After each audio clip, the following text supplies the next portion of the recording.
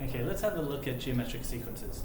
Up until now, you've looked at arithmetic sequences. So if we had a starting number like 3, and added 2, we would get 5, add 2, we get 7, then 9, etc. And we would say that our first term, represented by A, is 3, and the first term is also T1. That's the first term as well. The second term is 5, the third term is 7, etc. Now, if I wanted to calculate the difference between each of these terms, I would take any term and subtract it by the previous term, like T2 take away T1, which is 5 take away 3, and we get the difference to be 2. And you'll find that the difference is 2 between all of those terms. Now, let's graph it and see what it looks like. The first term was 3, 1, 2, 3. The second term was 5, which is there. And the third term is 7, which is about here. And the fourth term is 9, which is about there. And so you can see that we have a linear progression where the points are discontinuous. Okay? Now, that's the arithmetic sequence that you've probably seen before. The geometric sequence works slightly different. Instead of adding 2 to each term, we're going to multiply by 2. So 3 times 2 is 6, 6 times 2 is 12, and 12 times 2 is 24, etc.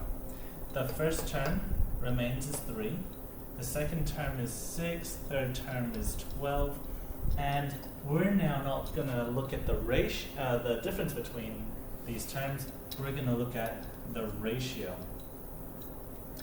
Now, if I take the second term divided by the first term, we get 6 divided by 3, which is 2. And hopefully, we will see consistency across the sequence. So if I take the third term divided by the second term, we get 12 divided by 6, which is also 2.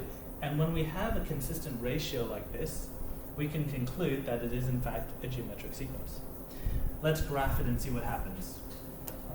Our first term was 3, second term was 6, third term was 12, and now I don't have room for my fourth term because it'll be up here somewhere, and you can see that we have exponential growth.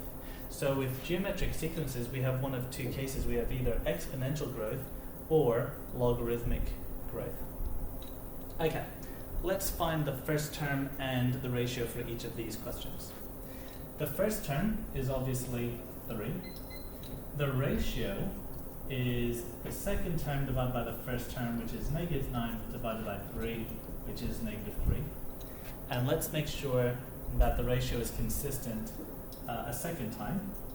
So the third term divided by the second term is 27 divided by negative 9, which is also negative 3. And we can conclude that since the ratio is consistent twice, that it is in fact a geometric sequence. Okay, let's try that over here. The first term is 8. Let's calculate the ratio. So second term is 4 divided by the first term, which is 8, and we get 1/2. So hopefully we'll get 1/2 a second time. The third term divided by the second term is equal to 2 over 4. Yes, it is 1/2, and we can conclude this is a geometric sequence. And that's your introduction. Good luck with those questions.